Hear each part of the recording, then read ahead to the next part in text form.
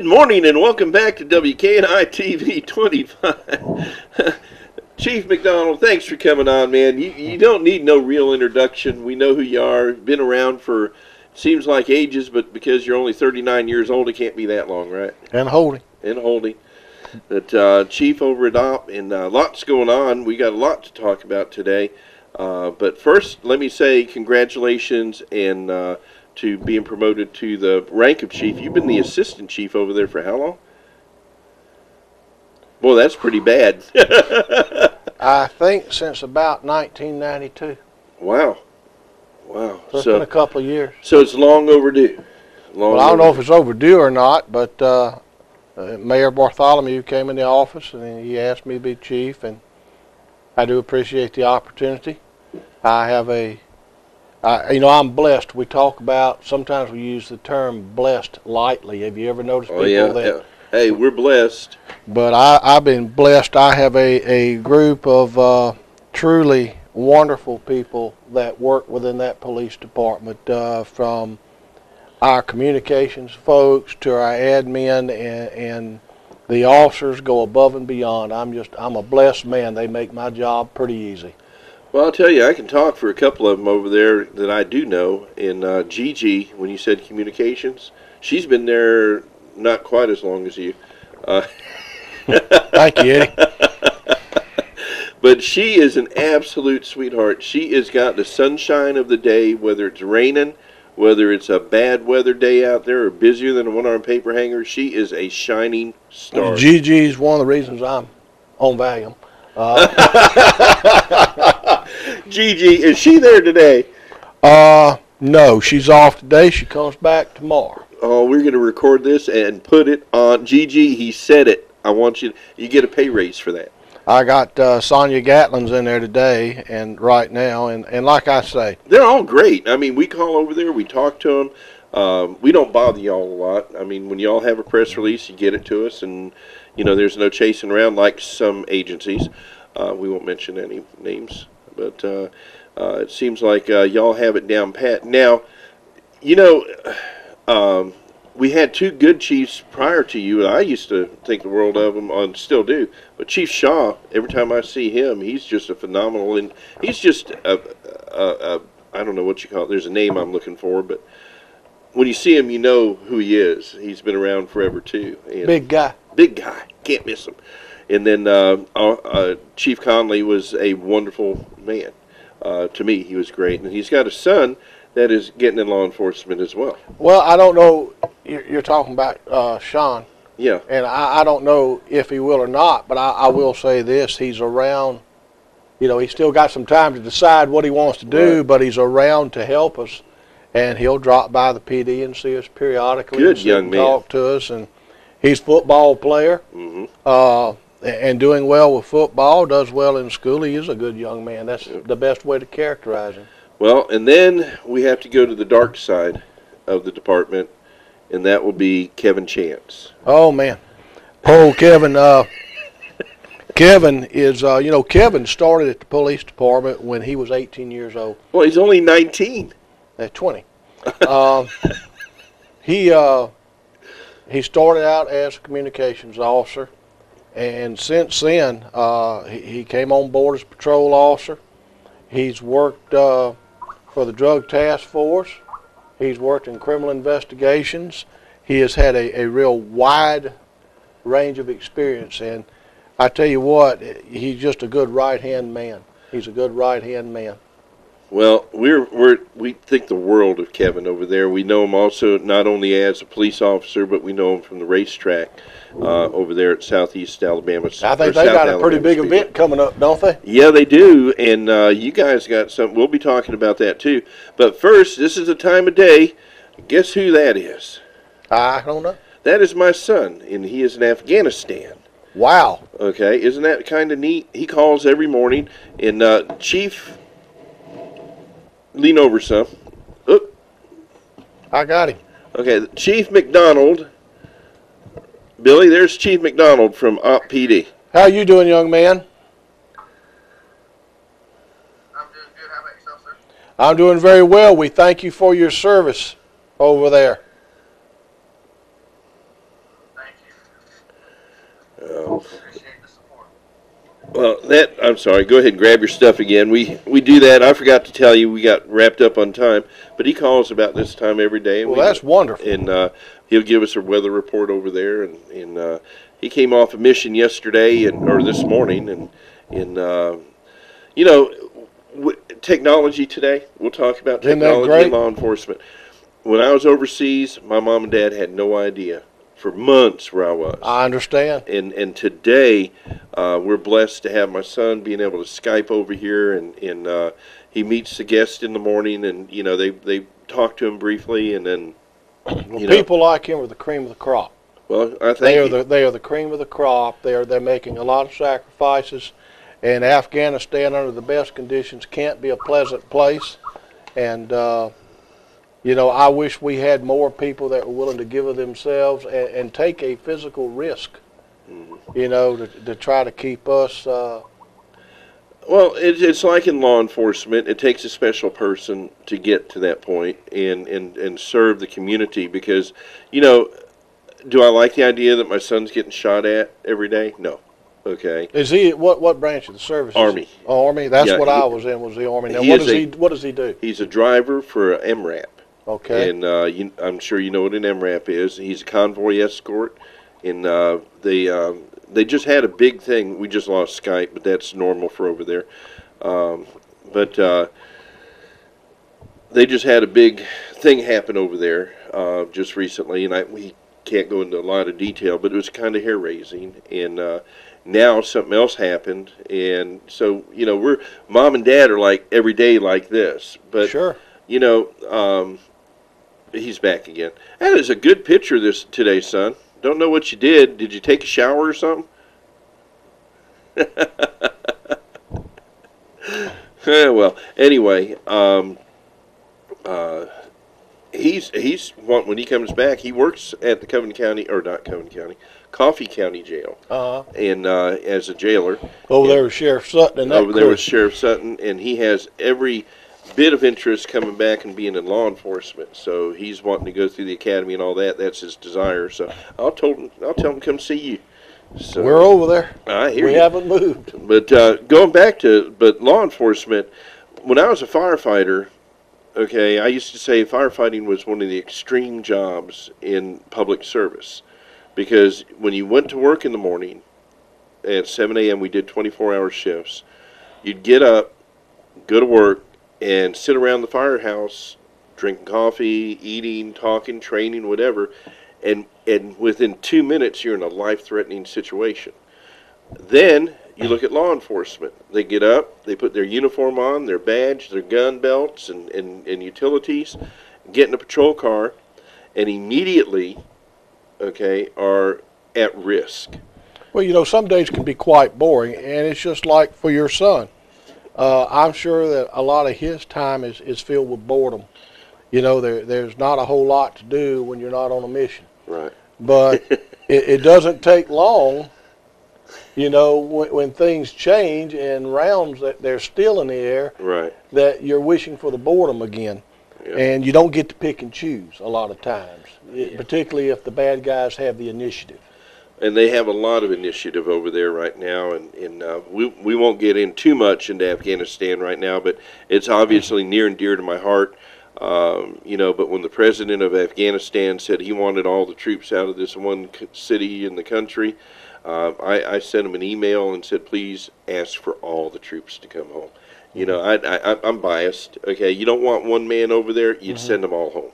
Sure. And that's just my outlook on it. But Well, anyway, I have a vested interest. We tend to forget. I think a lot of our society, a lot of people, you know, if you walk around Andalusia or Florala, anywhere, we don't talk much about Afghanistan. Right. Or, of course, most of our folks out of Iraq, except for the ones we don't know about.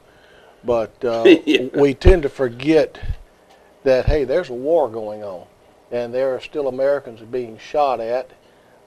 It is a lonely feeling at night sometimes when you're in a, well, the only way to describe it is a combat zone, and it's a lonely feeling, and It'll scare you, you know, when you think there's movement out there in the dark, and we tend to forget that we still have people doing that.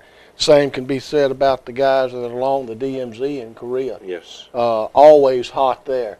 And we don't need to forget them, because what we've managed to do, I think, and I think it was probably by design, I think it was President Bush's design, was instead of maybe fighting pitched battles over here with terrorists, let's have them go to Iraq, and now let's have them go to Afghanistan, and we'll fight them there. But we still have Americans Still that on are the putting ground. it on the line over there. We sure do, and I'll tell you, you know, and even here in the States, you know, law enforcement has changed since 2001, since the 9/11 incident, where we didn't realize it, or we didn't anticipate on an honest level that we were vulnerable in this country. And now with that happening, even the city of the city of Andalusia, the city of Florella, everybody is involved in protecting their community from terrorists. Sure, you know, EMA, Susan Harris, has a lot of things that she has to deal with that have to do with Homeland Security. This IRT team that, you know, is the Right. focal point of our discussion this morning, were something to break within that particular venue. This would probably be the guys that would have to at least initially deal with it. But again, we have to remember that there are people in the armed forces that are dealing with it every day, Yeah.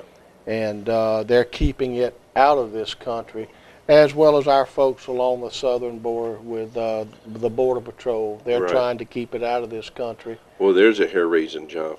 Border Patrol. Can you imagine? Can you imagine sitting out in the desolate desert at 3 o'clock in the morning with a thermal, and you got 20 people coming at you? You know. He gets that every night. Right. Right. Where he's at, he's in a place called Kunduz, which is there's one more fob just north of him, but it's next to the furthest northern point in Afghanistan that we have troops. A couple hours from getting, what do you call it, backup, I guess is what you would call it in law enforcement. But they have, you know, I don't know how many troops, we can't, you know that, but they've got their troops there, they've got other countries there, and then they've got the Afghan troops there, which we have found not to be very... Yeah, you have to kind of keep an eye on them, don't you? Well, yeah, and there, I'll tell you off camera something that happened the other day. But anyway, Chief, we're here. I thank you for your words on Afghanistan and my son. We're definitely proud of every man and woman over there now. You know, women are now allowed in combat, and long overdue, in my opinion. They've been wanting it for years, and they've got it now, and we'll see how that works. But it's something that is, if you want my honest opinion, we'll go right to the IRT stuff. My honest opinion is every human being in the United States should serve at least 2 years in the military. I think it would help a lot of them. Your jails will be a lot emptier. Well, I just think it would be an opportunity to bring some along in terms of maturity and decision making. I think it would help a lot of people.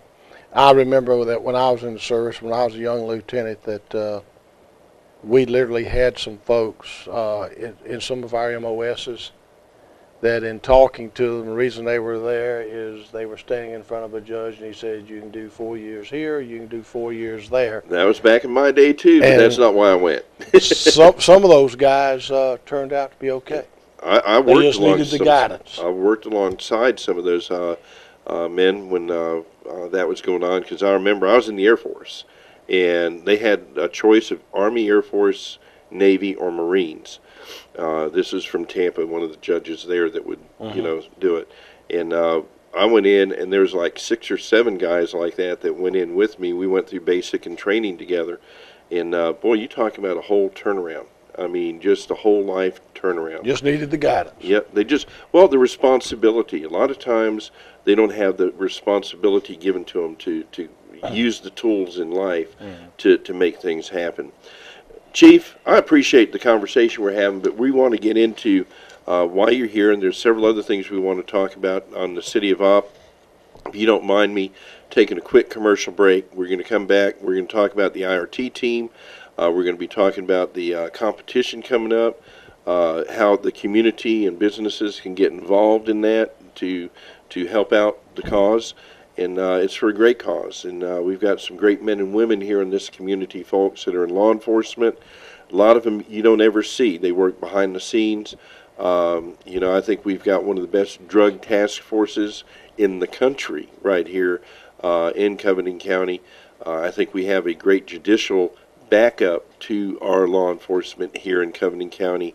We've got a huge asset sitting up there on the square. And, between the judges, the DA's office, all them folks up there, they're diligent about getting the job done. If you compare our situation to what you see and hear in the news, Yeah. we're sitting in pretty tall cotton. Yes, we are, and we're blessed, and I use that word in a proper sense, to have the people over this, such as yourself, and the other people in law enforcement that are over it, the judges, the DA, the sheriff, everybody, all the other chiefs. Oh, by the way, Sonny Bedsole, birthday was yesterday. Really? Yeah, he's what, 21? he's gonna shoot me. How old is Sonny? 53. He's still a young man. I tried to cover it up, really I did. Dang wires. Technology. But anyway, we're going to come back and talk about that. Happy belated birthday, Sonny Bedsole, Chief of Florella. What a character. What a character. They only made one of him. Yeah. Do you know our Pope is resigning today and retired? Yeah, I saw that on the news. Yeah, Lieutenant Price is leaving ABC. Saw the lieutenant last week. Saw him last week. Did you catch what I said there? Yeah, I got you. Yeah, okay. The Lieutenant Price has been an asset to this community. Huge asset. And I don't know. They told me yesterday who's coming in. He's there now, I believe. Getting used to. He's got some big shoes to fill. He sure does, because not only did we have a good law enforcement officer over there in ABC that was over at Lieutenant Price, but we also had somebody that was able to communicate with the press, the media, and the public. Lieutenant Price is just good people. Yeah, he just knew how to do it. He has a handicap like you do with Kevin, a gentleman over there by the name of Scotty Ballard, and Scotty, is his dark side, but not. I could get in so much trouble. Scotty is a good guy, but You're going to get me in trouble with Kevin if you're not careful. Well, we know Kevin's on the dark side, okay? Kevin, look, I can tell you some stories about Kevin, but we'll do that off the air. We're going to take a commercial break, because they're over there telling me, he said a commercial break 5 minutes ago. But great, we have a lot of fun talking about people, but every one of them is good. A huge asset's leaving tomorrow, Lieutenant Price from the ABC board. Hopefully the gentleman that comes in, I understand he's retired Montgomery police officer. I think that's correct. Yep. And MPD, as they like to say. And he's got lots of experience, very regimental, from what I understand. And that's fine, as long as, he can fill them shoes that LT had. But, not many people, I'll be honest with you, there's only 2 heads of law enforcement that have given me their personal cell phone number. You're one of them. Did I do that? Accidentally. That was because that pretty girl from WKNI was there, and you were handing out the phone number to her. Is that what it was? Catalina. Okay. And I looked over and I said, "Can I have that too?" And you went, "Yeah."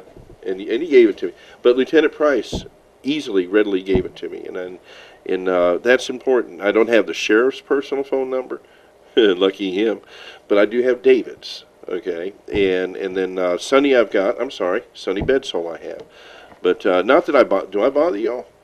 You haven't bothered me. Yeah, I called you one time. You were out doing traffic control for school one day, and do you hear what's going on behind over here? They're kind of getting demanding that we go pay a bill. Folks, Chief McDonald, OPD, we're going to get back to some serious business here right after these messages.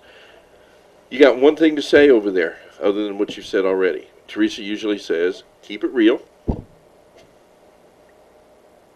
Keep it real. Keep God in it. Cue me.